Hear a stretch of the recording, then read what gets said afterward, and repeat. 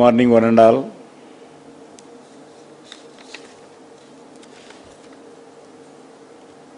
Respected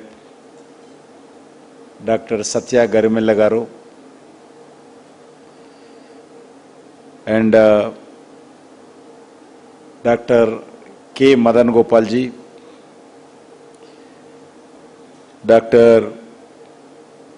Edmund Fernandez ji, Dr. Jitendra Sharma Garu, Dr. Ashwini Nayak, Dr. Manoj Shah, Dr. Krishna Kottapalli, all the organizers of this event, Mission Critical, and all the other doctors, experts from health industry, volunteers from this organization. This is one of the new initiative for our country. Some jointly doctors as an NGO, they are moving this idea. Everybody knows we face a lot of problems, not only India, world. That time, people of this India, I think 140 crore people, unitedly, they fought against the COVID. We succeed also. मित्रों, आज सबसे पहले pandemic ready India, इस idea पर जो आज काम करने के लिए एक सोच आकर शुरुआत कर रहे, इसीलिए मैं सबसे पहले आपको बधाई देना चाहता हूं। अभी हमारे भरत गौड़ कुछ बात बताया। जब कोविड पैंडेमिक समय पे भारत सरकार का नोडल मिनिस्ट्री गाइडलाइंस देने का हो, लॉकडाउन करने का हो, और सभी मिनिस्ट्रीज का कोऑर्डिनेट करने का जिम्मेदारी नोडल मिनिस्ट्री होम मिनिस्ट्री था। जब मैं होम मिनिस्ट्री में अमित शाह जी के साथ MOS का मिनिस्ट्री के नाते मैं जिम्मेदारी संभाला था, जब होम मिनिस्ट्री में कंट्रोल रूम हम ओपन किए, पूरे रेलवे, हेल्थ और इंपॉर्टेंट स्टेट मिनिस्ट्रीज का साथ एक कंट्रोल रूम 24 आवर्स का कोविड कंट्रोल रूम भारत सरकार ने होम मिनिस्ट्री में नॉर्थ ब्लॉक में खोले थे। जिस समय उस कंट्रोल रूम का जिम्मेदारी के नाते, कोऑर्डिनेटर के नाते आदरणीय प्रधानमंत्री जी, आदरणीय अमित शाह जी होम मिनिस्टर मुझे जिम्मेदारी दिया था। 24 आवर्स कंट्रोल रूम में उधर ही रहना, ऑफिस में उधर ही सोना, पूरे दुनिया भर में किधर किधर अपने इंडियंस फंस गए उनको वापस लाने के लिए क्या व्यवस्था करना, देश में लाखों लोग एक जगह से दूसरा अपने गांव को जाना था, उनको कैसा कोऑर्डिनेशन करना, मेडिसिन कैसा जाना चाहिए, टेम्पररी न्यू हॉस्पिटल्स कैसा ओपन करना, कोविड हॉस्पिटल्स, इधर ही बाजू लगभग 50,000 लोगों का इस एरिया में एयरपोर्ट के आसपास हम हॉस्पिटल्स खोले हैं। इवन डिफेंस भी तरफ से भी हॉस्पिटल्स हम खोले, दिल्ली में जो भी है उनको मालूम है। जब पूरा उस विषय पर मैं कोऑर्डिनेशन करने का मेरा जिम्मेदारी था, इसलिए जो आज इस कार्यक्रम में आप लोग बुलाया, मैं जरूर इसमें आना चाहिए ऐसा निर्णय लेके मैं आया हूं। ऐसी विषय पर आप लोग चर्चा करके डॉक्टर्स को, हॉस्पिटल्स को, भारत सरकार को एक अवेयरनेस लाने के लिए जो प्रयास कर रहे, जो व्यवस्था कभी भी ऐसा सिचुएशन में हम कैसा कर सकते हैं उसके लिए एक प्लान करना। आपको मालूम है जब कोविड-19 आए थे, होम मिनिस्ट्री में लगातार हमारा ग्रुप मीटिंग्स होते रहते थे। एक ग्रुप ऑफ मिनिस्टर्स भी कभी कभी 2 दिन में एक बार हम मिलते थे रहते थे, उसका अध्यक्षता HM साहब करते थे।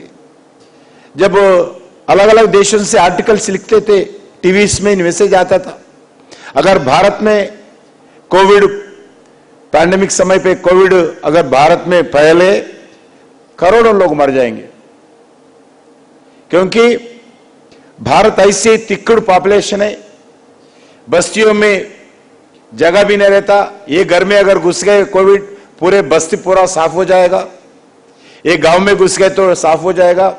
भारत में पॉपुलेशन ज्यादा है, गरीब ज्यादा है, हॉस्पिटल्स कम है, बेड्स कम है, और सबसे पहले भारत के लोगों में डिसिप्लिन नहीं रहता।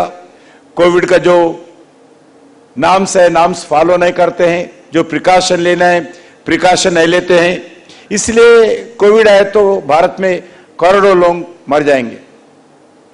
मैं HM साहब से पूछा, जब ऐसी अलग अलग आर्टिकल्स आ रहे, अलग अलग सोशल मीडिया में पोस्टिंग्स आ रहे, क्या हो सकता है? जब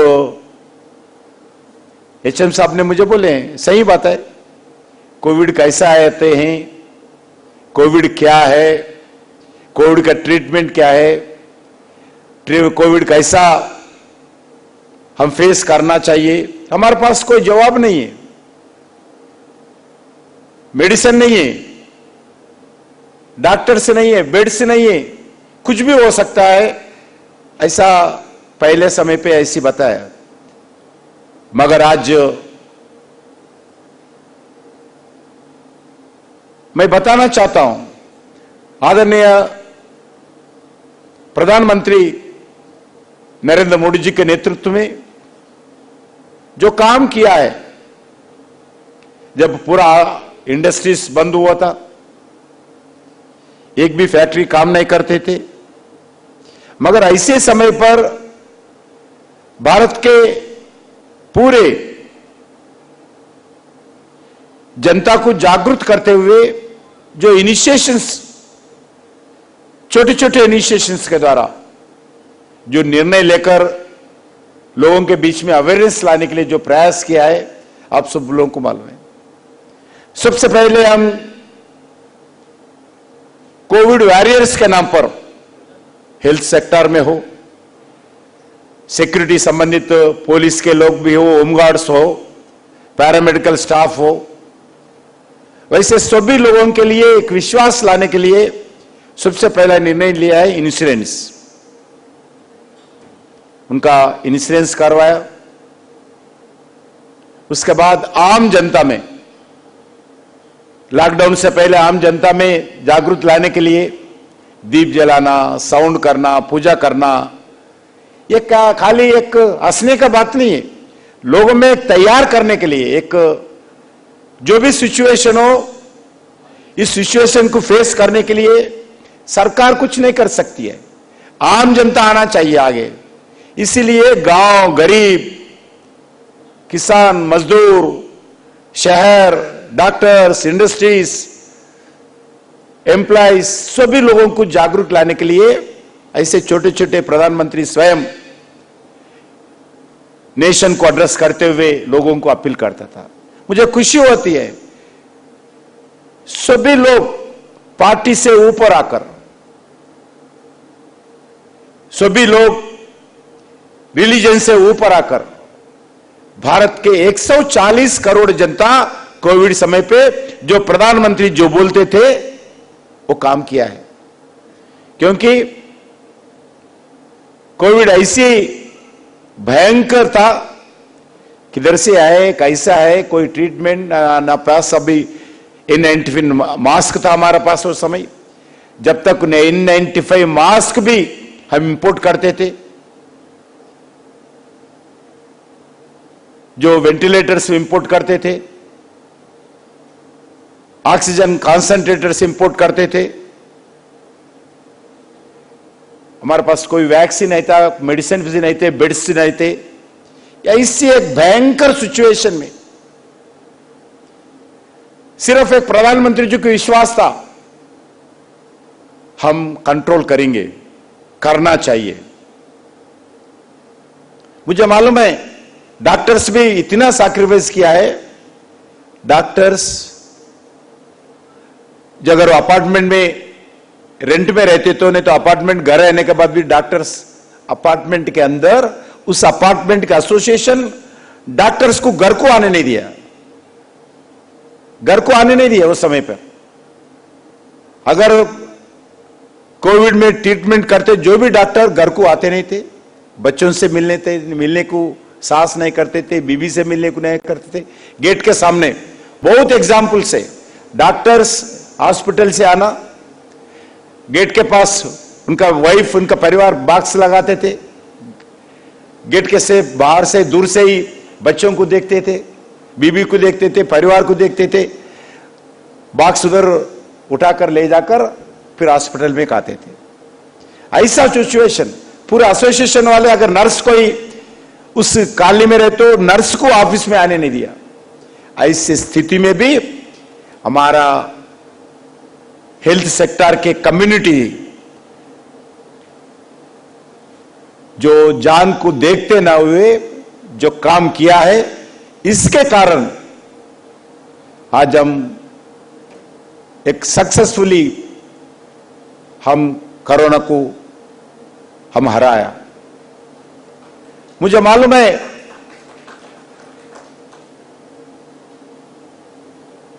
डॉक्टर्स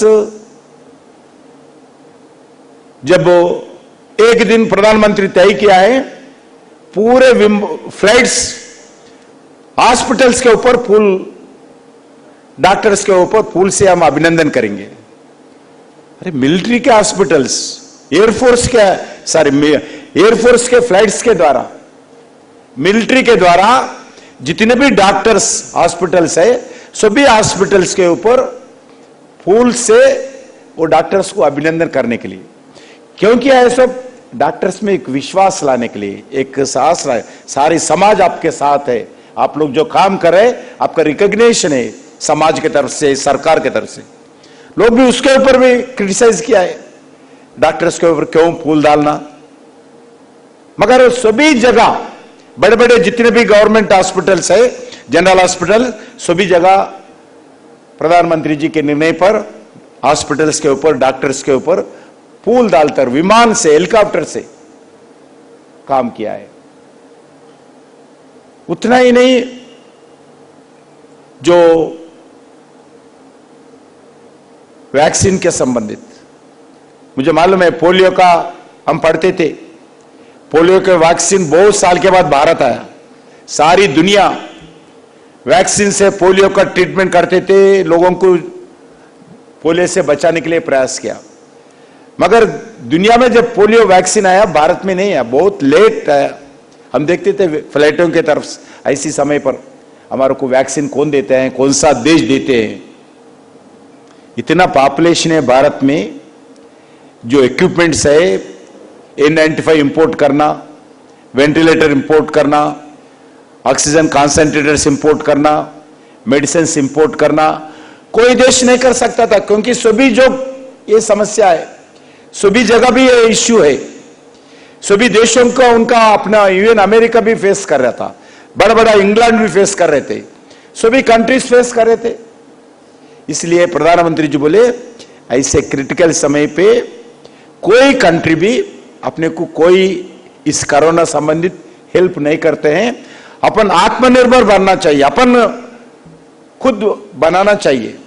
इसके लिए मोटिवेटेड। एक मैं हैदराबाद में हूं, मैं हैदराबाद से एमपी हूं, हैदराबाद से मंत्री था। जब हैदराबाद में मेरा कॉन्स्टिट्यूंसी के अंदर एयरपोर्ट है बेगमपेट, प्रधानमंत्री मुझे भी नहीं बताया, ना किसको नहीं बताया, फ्लाइट से उतरे हैं सीधा। फ्लाइट से उतरकर एक भारत बायोटेक कंपनी है हैदराबाद में, उस कंपनी को एयरपोर्ट से सीधा, ना प्रोटोकॉल है, खाली उनका सिक्योरिटी लोगों को मालूम है, सीधा भारत बायोटेक कंपनी गए। सुबह 10 बजे he went inside the factory, शाम को 6 बजे तक भारत बायोटेक कंपनी में उनका साइंटिस्टों के साथ, रिसर्चरों के साथ, फार्मासिस्टों के साथ, वर्कर्स के साथ, मैनेजमेंट के साथ बैठे हैं। एक विश्वास बोले, जितने पैसे खर्च होने दो, मगर कोरोना का संबंधित वैक्सीन जरूर चाहिए। जो सरकार की तरफ से जो चाहिए हम भारत सरकार की तरफ से देंगे। उसके बाद पूना गया, पूना से अहमदाबाद गया।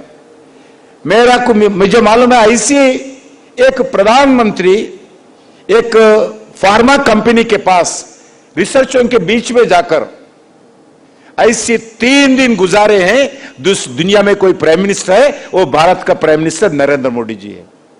ये छोटा विषय लगता है, मगर एक कमिटमेंट के साथ लोगों के बीच में जाकर, फार्मासिस्टों के बीच में जाकर, साइंटिस्टों के बीच में जाकर, किसी हालत में हमारे को कोरोना संबंधित वैक्सीन चाहिए। हमारे को वैक्सीन कोई देश सप्लाई भी नहीं कर सकता 140 करोड़ जनता को, क्योंकि सभी जगह फैक्ट्रीज बंद है, सभी जगह वर्कर्स घर से कोई बाहर नहीं निकल रहे। मगर सक्सेसफुली पहली बार एक उत्तम vaccine, one of the best vaccine in the world, वो भारत में तैयार हुआ है, वो सक्सेसफुली इंप्लीमेंट हुआ है। भारत में तैयार नहीं हुआ, लगभग हम 150 कंट्रीज को वैक्सीन एक्सपोर्ट किया है। कुछ कंट्रीज को 50% ऑफ कंट्रीज को ह्यूमैनिटी के द्वारा फ्री एक्सपोर्ट किया है। ऐसी सक्सेसफुली भारत के लोग इस कोरोना के संबंधित जो प्रिकॉशनरी मेजर्स लिया है वो आपके सामने दिखता है। इसलिए आज जो निर्णय मिशन क्रिटिकल संबंधित 2047 तक जो भारत पूरा ऐसी पैंडेमिक आए तो क्या करना चाहिए, कैसा करना चाहिए, भारत कैसा खड़ा होना चाहिए, डॉक्टर्स हो, इंस्टीट्यूशंस हो, एनजीओस हो, कैसा इसके लिए तैयार करना चाहिए, एक कार्यक्रम मैं आप लोगों से ये अनुरोध करना चाहता हूं। पहले अवेयरनेस लाना चाहिए बीच में, सभी ऑर्गेनाइजेशंस, सभी फार्मा कंपनीज, सभी हॉस्पिटल्स, सभी डॉक्टर्स एक अवेयरनेस लाना चाहिए। सिर्फ वो नहीं है, सरकारों के बीच में भी अवेयरनेस लाना चाहिए। पैंडेमिक आने के बाद हम तो तैयार किया है, मगर पैंडेमिक आने से भी पहले ही कैसा तैयार करना, इसके लिए आप इस ऑर्गेनाइजेशन के द्वारा प्रयास करना चाहिए। मेरा यही अनुरोध है, क्योंकि हम तो सरकार की तरफ से हम पूरा इस विषय पर हम तैयारी कर रहे हैं। जो भारत में इस हेल्थ सेक्टर के अंदर जो अलग अलग कदम भारत सरकार लिया है, उतना ही नहीं है, एक बड़ा निर्णय लिया है। जो middle class, lower middle class families है, उनको कॉर्पोरेट ट्रीटमेंट हर साल हर परिवार को 5 लाख रुपए का मुफ्त ट्रीटमेंट देना, इलाज देने के लिए निर्णय किया है आयुष्मान भारत के नाम पर। आज ये बड़ा निर्णय है। उसके बाद एक और एक निर्णय लिया है, जो 70 इयर्स जो सीनियर सिटीजन्स होते हैं, सभी लोगों को जो इवन आईएएस ऑफिसर रिटायर्ड हो सकता है, बड़ा इंडस्ट्रियलिस्ट भी रिटायर्ड हो सकता है, वैसे लोगों को भी हम फ्री ट्रीटमेंट देने का निर्णय किया है। क्योंकि मैं पूछा हूं क्यों उनके पास अच्छे व्यवस्था है, उनको क्यों देना चाहिए। अगर प्रधानमंत्री जी बोले भारत में भी दुनिया बदल गई है, भारत के लोग, उनके बच्चे माताजी को, पिताजी को देखभाल ठीक तरीके से नहीं कर रहे हैं। बहुत लोग विदेशों में जाते हैं, बच्चे, बेटी हो बेटा हो, बहुत लोग एम्प्लॉयमेंट के लिए एक सिटी से दूसरा सिटी चले जाते हैं।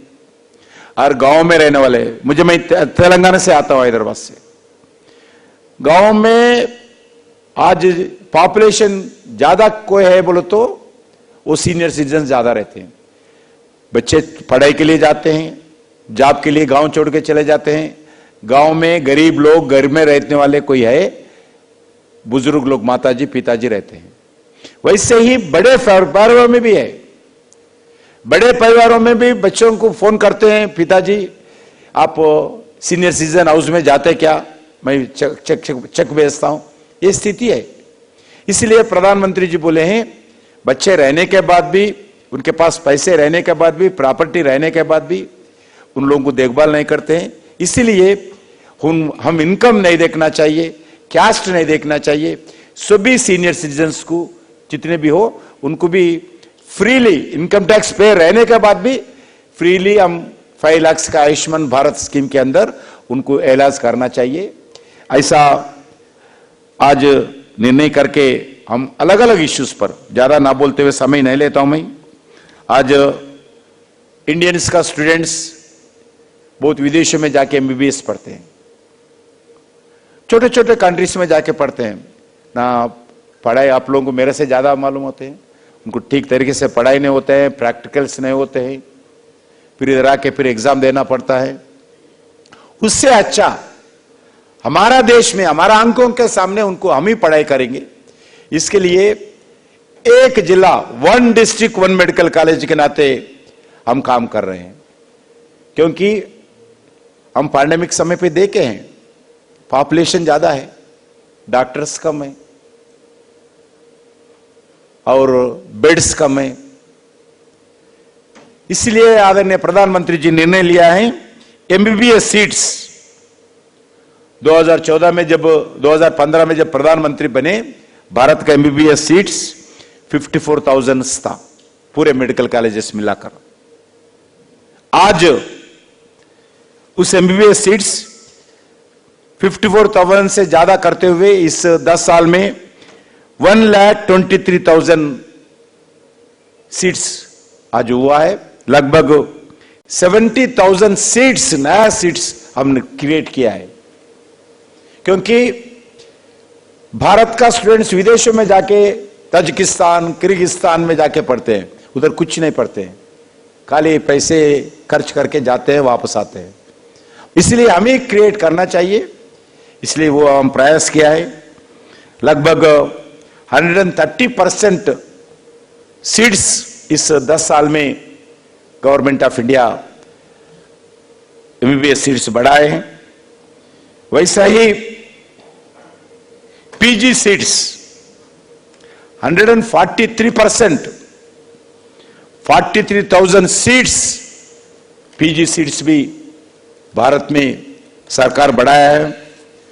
वैसा ही आज मेडिकल कॉलेजेस 380 मेडिकल कॉलेजेस थे 2015 में, आज 808 मेडिकल कॉलेज आज देश में हुआ है। क्योंकि मैं अभी बता चुका हूं, हम तैयार करना चाहिए डॉक्टर्स को। कितने लोग रहेंगे, इतने डॉक्टर्स है, बार बार सोशल मीडिया में आते रहते हैं, भारत में पॉपुलेशन है, पॉपुलेशन के बराबर डॉक्टर्स नहीं है, सोशल मीडिया में मजाक उड़ाता है भारत के बारे में। इसीलिए हम पूरे तैयार होना चाहिए।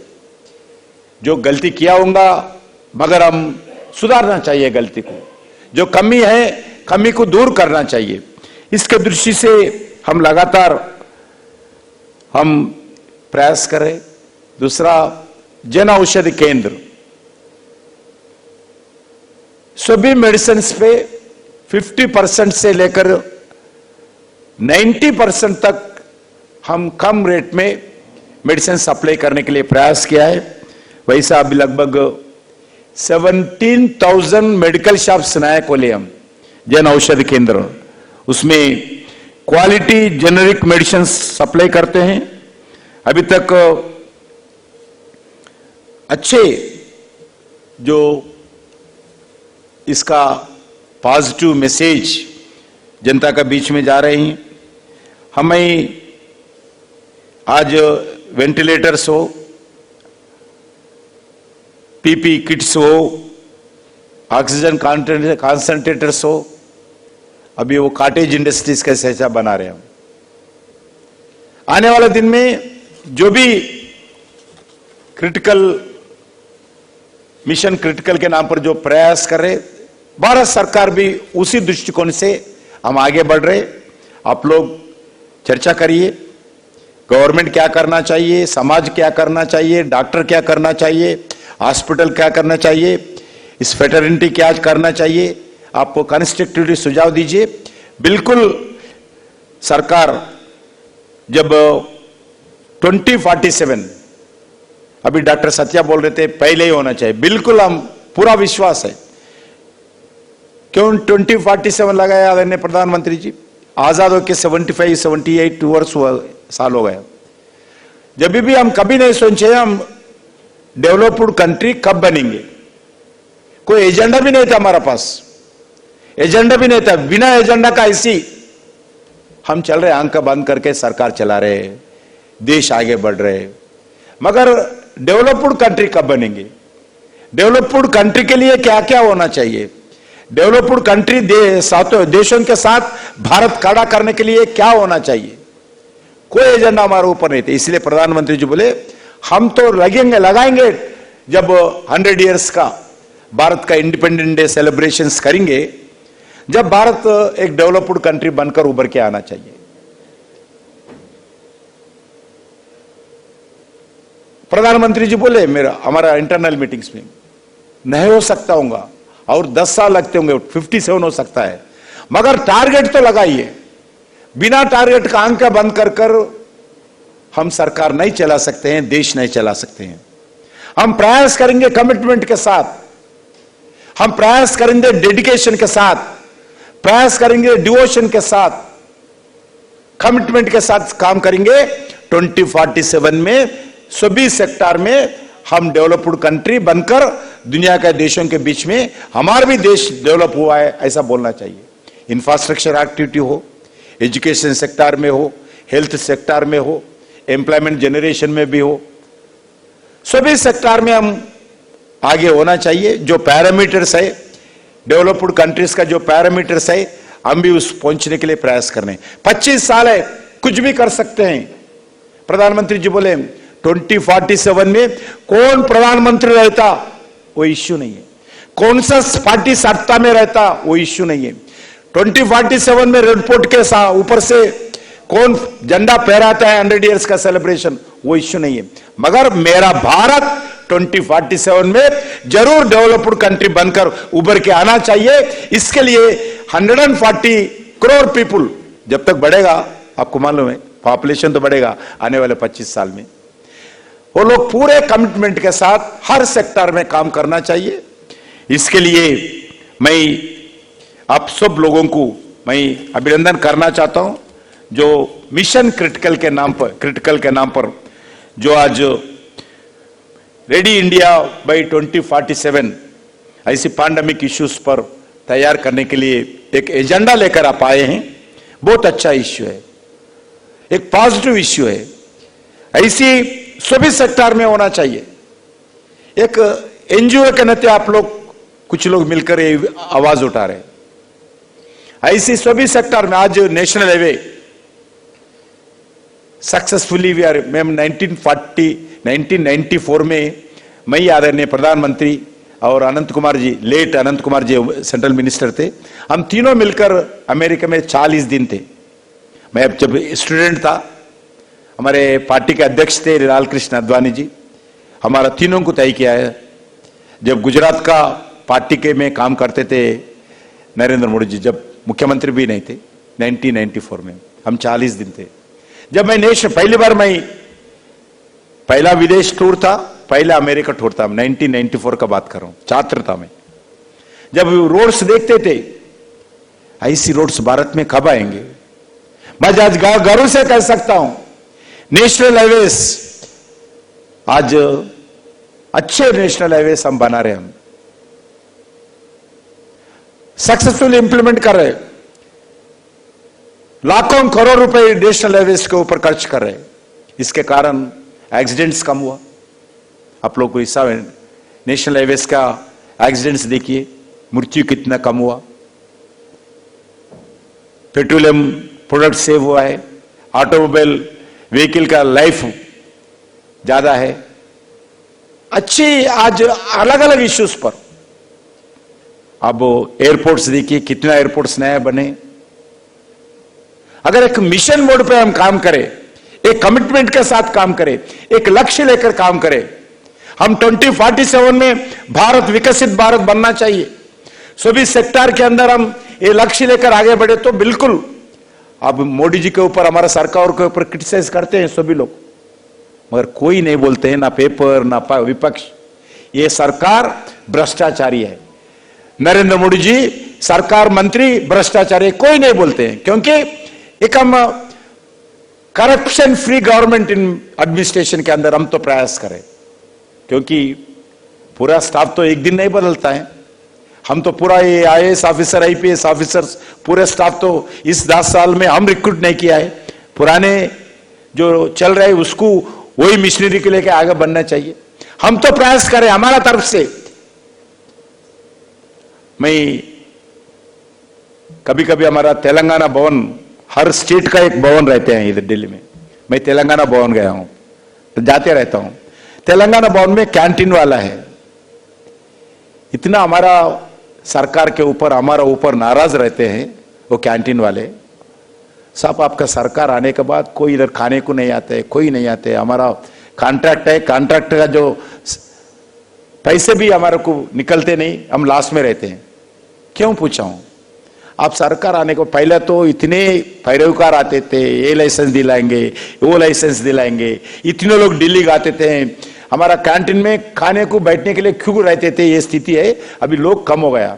आपका सरकार आने के बाद ना पैरवी चलता है, ना लाइसेंस दिलाने वाला चलता है। आज पर पूरा डिजिटलाइज किया आपका प्रधानमंत्री, घर में बैठकर पूरा डिजिटलाइजेशन के द्वारा पूरा डिस्ट्रीब्यूशन होता है, ना दलारी है, ना मिडिलमैन है। ऐसी आज एक वातावरण भारत में है। बिल्कुल हम भ्रष्टाचार कम करने के लिए पूरा प्रयास करें।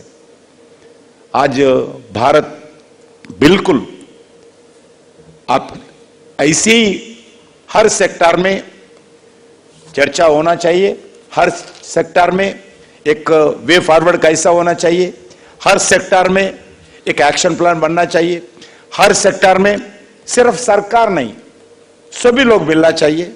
हर सेक्टर में जो बुद्धिजीवी है, हर सेक्टर में जो इंटरेस्टेड लोग हैं, हर सेक्टर में जो वे फॉरवर्ड बताने वाले लोग हैं, हर सेक्टर में कर 2047 में भारत विकसित भारत बनना चाहिए। मेरा पूरा विश्वास है। मैं भी आज माइंस मिनिस्ट्री के द्वारा mission critical mineral, national critical mineral का एक एक्शन लेकर हम भी बढ़ रहे हैं, क्योंकि आदरणीय प्रधानमंत्री जी का आदेश है हर सेक्टर में जो भी इश्यू है, क्योंकि क्रिटिकल मिनरल में आज 98% हम इंपोर्ट करते हैं। आपके हाथ में जो सेलफोन्स है, उसका सेलफोन मैन्युफैक्चरिंग में लिथियम जरूरी है बैटरी के लिए, हम सब इंपोर्ट करते हैं। आज प्रधानमंत्री जी का आदेश है 32,000 करोड़ का एक नेशनल क्रिटिकल मिनरल मिशन के नाम पर हम क्रिटिकल मिनरल को कैसा एक्सप्लोरेशन भारत करना, विदेशों से कैसा लाना, भारत एक सेल्फ सफिशिएंट कैसा बनना, हर एक छोटे छोटे विषय पर हम काम कर रहे हैं। सरकार बिल्कुल मेरा पूरा विश्वास है, ऐसी जो आज आप लोग जो प्रयास कर रहे, ऐसी मेरा अनुरोध है पूरे सेक्टर के अंदर ऐसी प्रयास चलना चाहिए। सिर्फ सरकार काम नहीं करती है, सरकार पॉलिसी बनाती है और भारत का जनता काम करना चाहिए। इस दृष्टिकोण से फिर एक बार मैं मेडिसिन से मेडिकल सेक्टर से कोई संबंध नहीं है, मगर सत्या जी बुलाया, मैं आपके बीच में आया हूं। फिर एक बार आप सब लोगों को भारत सरकार की ओर से, भारत का प्रधानमंत्री नरेंद्र मोदी जी की ओर से आपको, आपका टीम को, सत्या को, आपका टीम को मैं हृदय से, छोटा सा इनिशिएशन होगा ये, मगर एक कमिटमेंट, लोगों का कमिटमेंट दिखाता है ऐसा इनिशिएशन के कारण आपको मैं हृदय से अभिनंदन करते हुए मैं विराम लेता हूं। जय हिंद, भारत माता की जय।